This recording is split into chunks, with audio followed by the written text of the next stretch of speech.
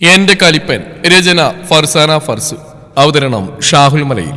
Editing Shereej Poonoor. ഒന്നും വേണ്ടായിരുന്നു. ഇതൊക്കെ നല്ല സങ്കടമായി.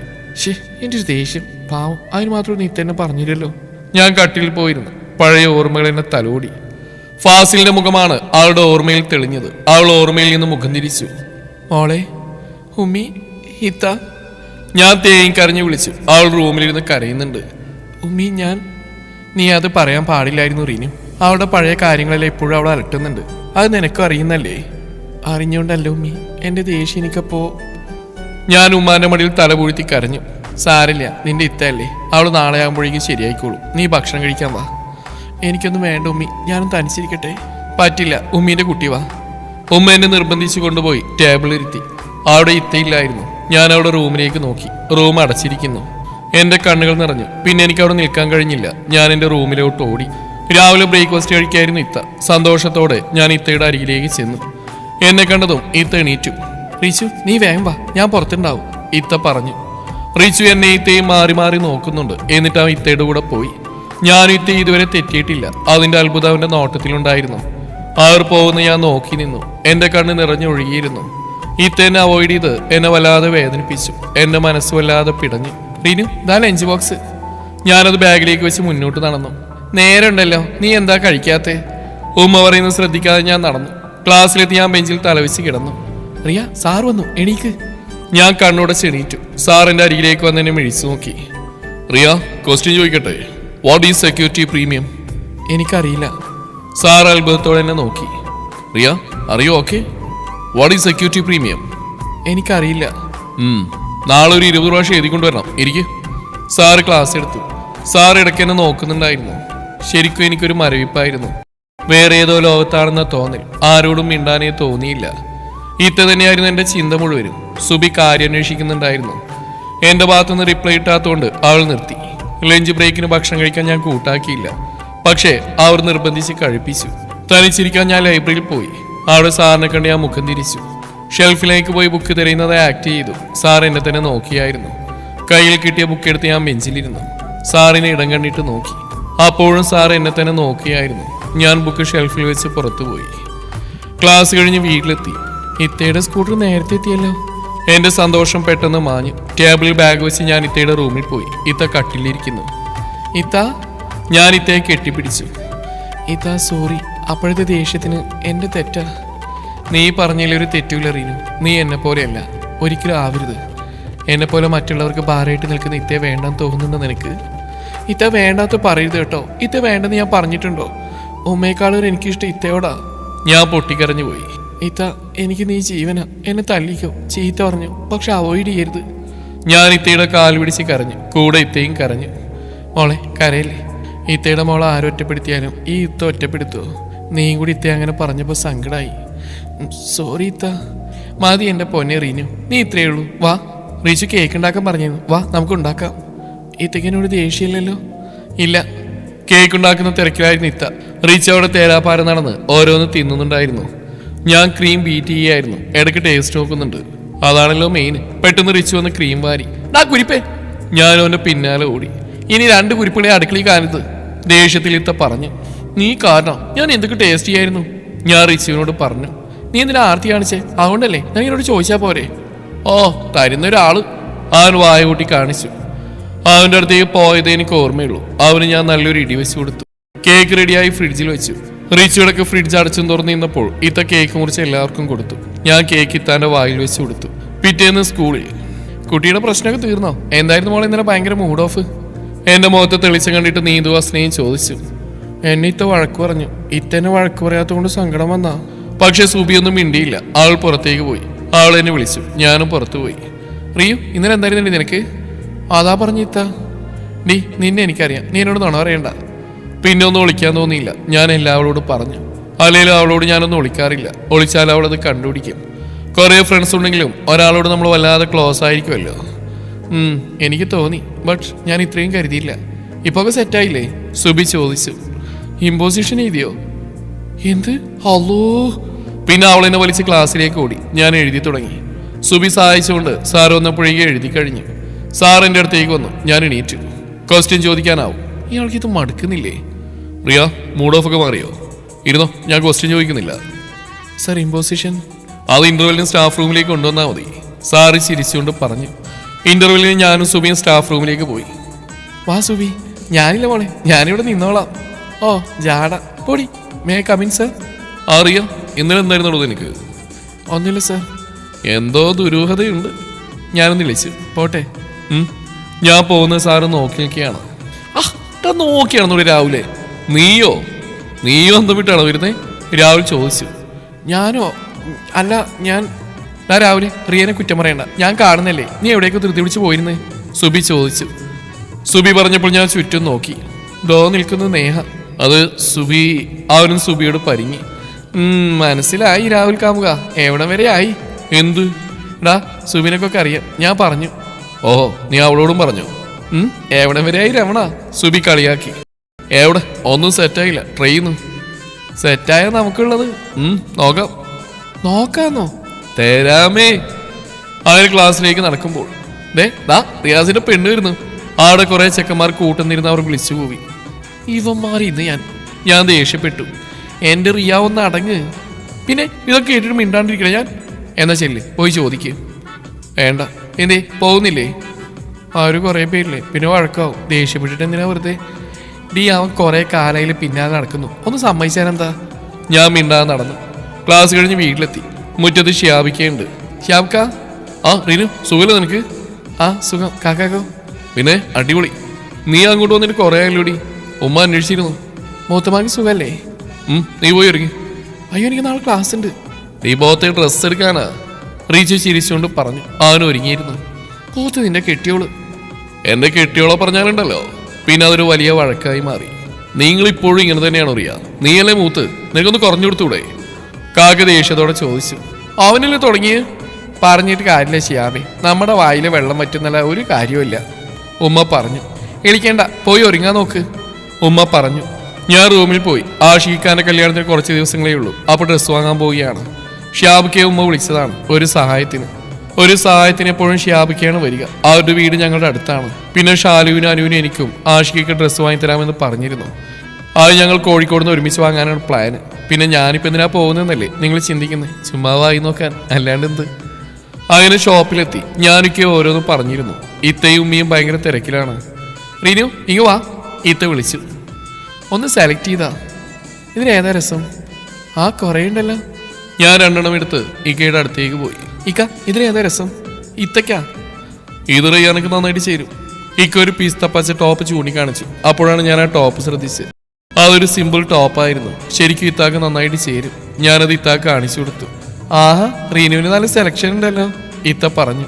അയ്യോ, ഞാനല്ല ഇക്കയാ. അപ്പോൾ ഇത്തയുടെ മുഖം മാടി. റിയാന, മോൾ ഇതൊന്ന് ഇട്ടേ. വേണം. ഞാൻ ഇത്തയും തള്ളി ഡ്രസ്സിംഗ് റൂമിൽ എത്തിച്ചു. ഇത്ത ചേഞ്ച് ചെയ്ത് വന്നു. പിസ്ത പച്ച ടോപ്പിനും പലാസോയും മെറൂൺ ഷോളും ഒരു രക്ഷയുമില്ല. ഇത്തയുടെ സൗന്ദര്യം ഇരട്ടിച്ചിരുന്നു. ഇക്കയെ അന്തം വിട്ട് നോക്കുന്നുണ്ട്. റിച്ച് ഒരു ഡ്രസ്സ് ഇട്ട് ഞങ്ങളുടെ അടുത്തേക്ക് വന്നു. എങ്ങനെയുണ്ട്? അവൻ ചോദിച്ചു. കൊള്ളാം, നല്ല കളറ്, നല്ല മോഡല്. പക്ഷേ ഇത് മനുഷ്യന്മാർക്കുള്ളതല്ലേ, നീ എന്തിനാട്ടെ? അയ്യോ. പിന്നെ ഞാനും നോക്കിയില്ല, ഒറ്റ ഓട്ടം. പിന്നെ ഒരു സ്ഥലത്ത് നിന്ന് കിതച്ചുകൊണ്ടിരുന്നു. അയ്യോ, ഇയാളെന്താ ഇവിടെ?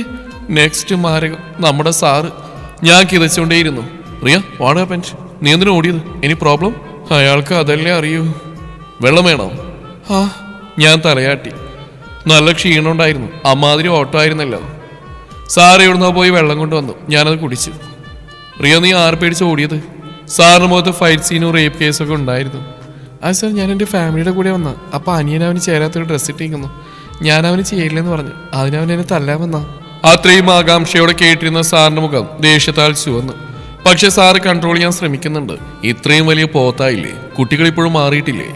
സാറ് പുച്ഛത്തോടെ ചോദിച്ചു. ഞാനും നിളിച്ചു. അപ്പോഴേക്കും ശ്യാബിക്ക് അവിടെ എത്തിയിരുന്നു. റിനു, നീ എവിടെയായിരുന്നു?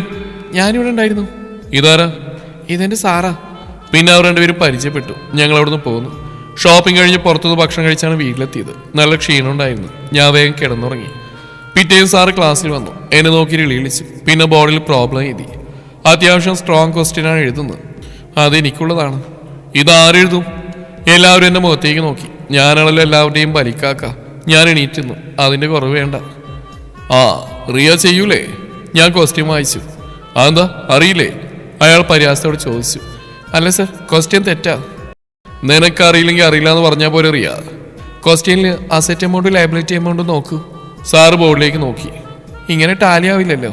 ഞാൻ ഗൗരവത്തോടെ പറഞ്ഞു. സാറ് തലയൊറിഞ്ഞു. Sorry friends, it's my mistake. ചമ്മലോടെ അയാൾ പറഞ്ഞ് ക്വസ്റ്റ്യൻ ശരിയാക്കി. അപ്പോഴേ അയാളുടെ മുഖത്തെ ചമ്മൽ മാറിയിരുന്നില്ല. ഇനി എഴുതാമുറിയാ. ഞാൻ പോയി എഴുതാൻ തുടങ്ങി. ഇടയ്ക്ക് സാറിനെ നോക്കി. സാറ് തലാഴ്ത്തി തലയിൽ ചൊറിഞ്ഞ് നിൽക്കുന്നു. ആ നിൽപ്പ് ഞാൻ വല്ലാണ്ട് ആസ്വദിച്ചു. ഈ ഒരു നിൽപ്പ് ഞാൻ ഒരുപാട് ആഗ്രഹിച്ചിരുന്നു. സർ, ഞാൻ വിളിച്ചു. സാറൊന്ന് ഞെട്ടിക്കൊണ്ടാണ് എൻ്റെ വിളി കേട്ടത്. ചോക്ക്. ഞാൻ ചോക്ക് കിട്ടി. കഴിഞ്ഞോ? സാറ് ബോർഡിലേക്ക് നോക്കി. Okay, good Riya. ഞാൻ സാറിനെ കണ്ണിറുക്കി കാണിച്ചു. അത്രമേൽ സന്തോഷം എൻ്റെ മുഖത്ത് കാണാമായിരുന്നു. ഞാൻ കണ്ണിറുക്കിയതോടെ അയാളുടെ മുഖം ദേഷ്യത്താൽ ചുവന്നു. സാറ് ക്ലാസ് എടുക്കാൻ നിന്നില്ല, വേഗം പോയി. എൻ്റെ റിയമോളെ സമ്മതിച്ചു. അയാളുടെ അഹങ്കാരത്തോടെ മാറിയിട്ടുണ്ടാവും. നീതു എന്നെ തോളിൽ തട്ടി പറഞ്ഞു. ഇതൊക്കെ എന്ത്? സാറിനായ ചമ്മലായി. എങ്ങനെ ചമ്മാതിരിക്കും? അമ്മാതിരി അഹങ്കാരല്ലേ? അവർ സാറിനെ കുറിച്ച് പറഞ്ഞുകൊണ്ടിരുന്നു. ഡി റിയ, CA പ്രോഗ്രാം എഴുതിയോ? ഇന്റർവ്യൂവിന് എഴുതാം. കഴിയോ? അറിയില്ല, കുറേ ഉണ്ട്. ഇപ്പം ആരാ? എക്കണോമിക്സ്. സാറിൽ നിന്ന് ഞാൻ സ്റ്റാഫ് റൂമിൽ കണ്ടില്ല. ആടി ഇക്കോ ഇല്ല. അപ്പൊ പിന്നെ ഇപ്പോഴെഴുതാലോ? പിന്നെ എഴുത്തു തുടങ്ങി. ക്ലാസ് ഫുൾ എഴുതുകയായിരുന്നു. ബട്ട് ബോയ്സ് ഒച്ചപ്പാടുണ്ടാക്കുന്നുണ്ടായിരുന്നു. എഴുത്തിന് ഫുൾ സ്റ്റോപ്പ് ഇട്ട് നമ്മുടെ സാറ് ക്ലാസ്സിലേക്ക് കയറി വന്നു. ക്ലാസ് മുഴുവൻ അയാൾ തുറച്ചു നോക്കുന്നുണ്ട്. ഇയാൾക്ക് തികഞ്ഞില്ലേ? ഞാൻ കരുതി ചമ്മലോട് വീട്ടിൽ പോയി കാണുന്നു. ഞാൻ മനസ്സിൽ പറഞ്ഞു. ക്ലാസ് മൊത്തം സൈലന്റ് ആയി. എല്ലാവരും സംസാരിച്ചുകൊണ്ടിരിക്കുകയായിരുന്നു. സാർ അലറി. ഞാൻ ഉൾപ്പെടെ എല്ലാവരും ഞെട്ടി. എന്താ ഞാനിവിടെ നിൽക്കുന്നുണ്ടില്ലേ? അതോ കാണാത്ത പോലെ നിൽക്കുകയാണോ? പിന്നെ ആരും മിണ്ടിയില്ല. ക്ലാസ്സിൽ നിശബ്ദം നിറഞ്ഞു. സാറ് പ്രോബ്ലം എഴുതാൻ തുടങ്ങി. ഇയാളെന്തിനപ്പൊ കയറി വന്ന്? ആരും ചോദിക്കുന്നില്ലല്ലോ. അയാളുടെ ഒരു പ്രോബ്ലം. നീ ഒന്ന് അടങ്ങിയിരിക്കും. പിന്നെ അയാളുടെ അലർച്ചണ്ടില്ലേ? അതിനെന്താ? പിന്നെ എനിക്കാരും പേടിയില്ല. എന്തോ ഒരു ധൈര്യം എഴുന്നേൽപ്പിച്ചു. സർ. യെസ്. ഇപ്പൊ എക്കണോമിക്സ് അല്ലേ? ഞാൻ ഗൗരവത്തോടെ ചോദിച്ചു. അയാൾ ദേഷ്യത്താൽ കയ്യിലുള്ള ടെക്സ്റ്റ് ബുക്ക് മേശയിലേക്ക് എറിഞ്ഞു. യെസ്, ഞാൻ ഈ ക്വസ്റ്റ്യൻ പ്രതീക്ഷിച്ചതാ. നിങ്ങളെ പഠിപ്പിക്കാൻ ഞാനിവിടെ മുട്ടി നിൽക്കുവാണല്ലോ. എന്നോട് പ്രിൻസിപ്പൾ റിക്വസ്റ്റ് ചെയ്തുകൊണ്ട് മാത്രമാണ് ഞാൻ ഇങ്ങോട്ട് വന്ന്. നിങ്ങളുടെ മുമ്പത്തെ സാർ പോർഷൻസ് അധികം കംപ്ലീറ്റ് ആക്കിയിട്ടില്ല. എനിക്കെന്താ, നിങ്ങൾക്ക് വേണമെങ്കിൽ പഠിച്ചാൽ മതി. അതും പറഞ്ഞ് സാർ ക്ലാസ്സിൽ നിന്ന് ഇറങ്ങിപ്പോയി. എല്ലാവരും അന്തം വിട്ട് നിൽക്കുകയാണ്. അതിലേറെ ഷോക്കിലാണ് ഞാൻ. എൻ്റെ ചുറ്റും കിളികൾ പറന്നു. ക്ലാസ് വീണ്ടും വയലൻ്റായി. പരസ്പരം സംസാരിക്കാൻ തുടങ്ങി. ടിറിയ, നിനക്ക് എന്തിന്റെ കേടാ? നീ എന്തിനാ സാറിന് വെറുപ്പിച്ചത്? ഷിഫാന ദേഷ്യത്തോടെ എന്നോട് ചോദിച്ചു. ആൾക്ക് സാറിനോട് ഇളക്കം തോന്നിയിട്ട് കുറച്ചായി. നീ പൊടി, ഇനി റിയ പറയും. നീ നിന്റെ പണി നോക്ക്. ഹസ്ന അവളോട് തർക്കിച്ചു. ഒന്നും മിണ്ടാൻ ഞാൻ നിശബ്ദയായിരുന്നു. എല്ലാവരും പ്രോഗ്രാം എഴുതുന്ന തിരക്കിലാണ്. സുബി എഴുതുന്നതിനിടയിൽ എന്നെ നോക്കി. ഞാൻ ചിന്തയിൽ മുഴുകിയിരുന്നു. ഡി, നീ എഴുതുന്നില്ലേ? എനിക്കൊരു മൂടില്ല. സാറിന്റെ കാര്യം ആലോചിച്ചിട്ടാണോ? അയാൾക്ക് എന്താ ഇത്ര ദേഷ്യം? ഞാൻ കാര്യമായിട്ടൊന്നും പറഞ്ഞില്ലല്ലോ. സ്വാഭാവികമായിട്ടും ആരും ചോദിക്കുന്നല്ലേ ഞാനും ചോദിച്ചുള്ളൂ. നീ അത് വിടടി, അയാൾക്ക് വട്ടാ. അല്ലടി, അയാൾക്ക് എന്നോട് എന്തൊക്കെയോ ദേഷ്യമുണ്ട്. ഫസ്റ്റ് കണ്ട മുതൽ എന്നോട് തട്ടിക്കയറുക. അതിന് നീയും അങ്ങനെ തന്നെ അല്ലായിരുന്നു. പിന്നെ ഇന്ന് ദേഷ്യപ്പെട്ട്. അയാൾക്ക് പേഴ്സണലായിട്ട് എന്തെങ്കിലും പ്രശ്നം ഉണ്ടാവും, അതാവും ദേഷ്യപ്പെട്ട്.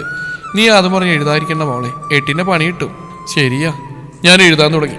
ഉച്ചയ്ക്ക് വരാൻ നിൽക്കുകയായിരുന്നു ഞാൻ. സാർ അവിടെ ആരോടോ സംസാരിക്കുന്നുണ്ടായിരുന്നു. ഞാൻ സാറിന് പോയി ചിരിച്ചു. പക്ഷെ സാർ എന്നെ കണ്ട് മുഖം തിരിച്ചു. അതെന്നെ വല്ലാണ്ട് സങ്കടപ്പെടുത്തി. അതിന് മാത്രം ഞാൻ എന്താണ് ചെയ്ത്? ക്ലാസ് കഴിഞ്ഞ് വീട്ടിലെത്തിയപ്പോഴും എൻ്റെ ചിന്തകൾ സാറിൽ തന്നെയായിരുന്നു. സാറ് മുഖം തിരിക്കുമെന്ന് ഞാൻ ഒട്ടും പ്രതീക്ഷിച്ചില്ല. ഉറങ്ങുമ്പോഴും എൻ്റെ ചിന്ത സാറ് തന്നെയായിരുന്നു. പെട്ടെന്നാണ് ഇത്തയുടെ ഫോൺ എൻ്റെ കണ്ണിൽപ്പെട്ടത്. ഇത്ത ചാർജ് ചെയ്യാൻ വെച്ചതാണ്. കൊണ്ടുപോകാൻ മറന്നാവും. ഞാനതെടുത്തു. വാട്സാപ്പിൽ സാറിനെ തപ്പിപ്പിടിച്ചു. ഓൺലൈൻ. എൻ്റെ മനസ്സ് വല്ലാണ്ട് പിടഞ്ഞു. മെസ്സേജ് അയച്ചാലോ? സോറി പറഞ്ഞാലോ? വേണ്ട. ഞാൻ സാറിന് DP നോക്കി. കറുത്ത ഷർട്ടിൽ സാറിനെ കാണാൻ നല്ല മൊഞ്ച്. ഞാൻ പെട്ടെന്ന് ഫോൺ ചാർജ് ചെയ്യാൻ വെച്ച് കിടന്നു. മനസ്സിൽ മുഴുവൻ സാറിന് DP ആയിരുന്നു. അടച്ചോനെ, ഞാനെന്താ ഇങ്ങനെ? രാവിലെ ഒരുത്തി കണ്ണാടിയിൽ നോക്കി. റിയ, സോറി പറയുന്നുണ്ടോ? വേണോ? വേണം. അയാൾക്ക് എന്തോ നിന്നോട് ദേഷ്യം എന്ന് ചോദിക്കണം. വേണോ? എനിക്കെന്തോ ഒരു... എന്നാ വേണ്ട. സോറി പറയില്ലേ? കണ്ണാടി നോക്കി ഞാൻ പരസ്പരം പറഞ്ഞുകൊണ്ടിരുന്നു. ക്ലാസ്സിൽ സാറ് വരുന്നു കാത്തിരുന്നു. പക്ഷേ ഇക്കണോമിക്സ് സാറായിരുന്നു വന്നത്. സാറ് ക്ലാസ് എടുക്കാൻ തുടങ്ങി. എൻ്റെ മനസ്സ് വല്ലാണ്ട് നീറി. സാറ് എവിടെയെന്ന ചോദ്യം എന്നിൽ ഉയർന്നു. സർ, അഫ്സൽ സാർ എവിടെ? പെട്ടെന്നുള്ള എൻ്റെ ചോദ്യത്തിൽ എല്ലാവരും അന്തം വിട്ട് നിൽക്കുന്നുണ്ട്. പ്രത്യേകിച്ച് സുബി, അസ്ന, നീതു. സാറ് ലീവാണ് റിയ. അതും പറയാൾ ക്ലാസ് തുടങ്ങി. പക്ഷെ എനിക്ക് ക്ലാസ്സിൽ ശ്രദ്ധിക്കാൻ തോന്നിയില്ല. സാറെന്താ ലീവ്? ഞാൻ കാരണമാണോ? സാറിനുള്ള ദേഷ്യം കൊണ്ടാണോ? അങ്ങനെ പല പല ചോദ്യങ്ങൾ എൻ്റെ മനസ്സിനോട് ചോദിച്ചുകൊണ്ടിരുന്നു. ക്ലാസ് കഴിഞ്ഞ് ബസ് സ്റ്റോപ്പിലെത്തി. അവിടെ ഞാൻ ഒട്ടും ഇഷ്ടപ്പെടാത്തൊരു മുഖം എന്നെ നോക്കി ചിരിക്കുന്നു. ഫാസിൽ. ഞാൻ സുബിയുടെ കൈ മുറുക്കെ പിടിച്ചു. അയാൾ ഞങ്ങളുടെ അടുത്തേക്ക് വരാൻ തുടങ്ങി. ഞാൻ മുന്നിലോട്ട് നടന്നു. അയാൾ എൻ്റെ അടുത്തേക്ക് വന്നപ്പോഴേക്കും എൻ്റെ ബസ് വന്നു. ഞാനതിൽ ചാടിക്കയറി. എന്തോ ഭാഗത്തിന് ബസ് വേഗം പോയി. വീട്ടിൽ 2 കാറ് കിടപ്പുണ്ട്. ഷിയാബ് കാക്കാന്റെ എളാപ്പനെ കാർ കണ്ടപ്പോഴേ എനിക്ക് മനസ്സിലായി. ആഹാ, എളാപ്പാന്റെ ബിസിനസ്സുകാരി വന്നോ? പോ എളാപ്പ. ദേ ഷിയാബേ, ഉപ്പാനോട് ഈ ജോലി നോക്കി വെക്കാൻ പറയണം കേട്ടോ. എളാപ്പ കളിയാക്കി. ഞാൻ അകത്തേക്ക് പോയി. അവിടെ ഷാലുവും ഉമ്മയും എളാമയും ഉണ്ടായിരുന്നു. അവരെ കണ്ടപ്പോൾ കാര്യം മനസ്സിലായി. മോളെ, നീ പോയി ഒരുങ്ങി, എടുക്കാനുള്ള എടുത്തോ, ഇപ്പൊ പുറപ്പെടും. ഞാൻ റൂമിലോട്ട് പോയി, കൂടെ ഷാലു. ആഷിക്കയുടെ കല്യാണത്തിന് 5 ദിവസം കൂടെയുള്ളൂ. അപ്പൊ ഞങ്ങൾ ഇപ്പോൾ തന്നെ പോവുകയാണ്. അവരെല്ലാവരും ഒരുങ്ങി എന്നെ കാത്തു നിൽക്കുകയാണ്. ഞാനെല്ലാം ഇന്നലെ തന്നെ കരുതി വെച്ചിരുന്നു. ഷാലു അനുവും വീഡിയോ കോൾ ചെയ്തിരുന്നു. അങ്ങനെ ഞങ്ങൾ പുറപ്പെട്ടു. മൂത്താപ്പയും ഫാമിലിയും അവിടെ എത്തുന്നു പറഞ്ഞിട്ടുണ്ട്. അവിടെ എത്തിയപ്പോഴേക്കും രാത്രിയായിരുന്നു. അത്യാവശ്യം വലിയ വീടാണ് അനുവിൻ്റെ, അതായത് അമ്മായിയുടെ. അവിടെ പന്തലിന്റെ സാധനങ്ങളൊക്കെ വെച്ചിട്ടുണ്ട്. നാളെ പണി തുടങ്ങും. ആഷിക്കയുടെ കൂട്ടുകാരെല്ലാവരും ഉണ്ട്. ആഷിക്കിനൊപ്പം അവരെന്തൊക്കെയോ സംസാരിക്കുകയാണ്. ആഷിക, ആ കാന്താരിസ് വന്നോ? ഞാൻ പറഞ്ഞ കാന്താരി. അയാൾ എന്നെ നോക്കി മുഖം തിരിച്ചു. ഞാൻ അയാളെ നോക്കി. സർ. തുടരും. ഈ കഥയുടെ ബാക്കി ഭാഗം നാളെ ഇതേ സമയം.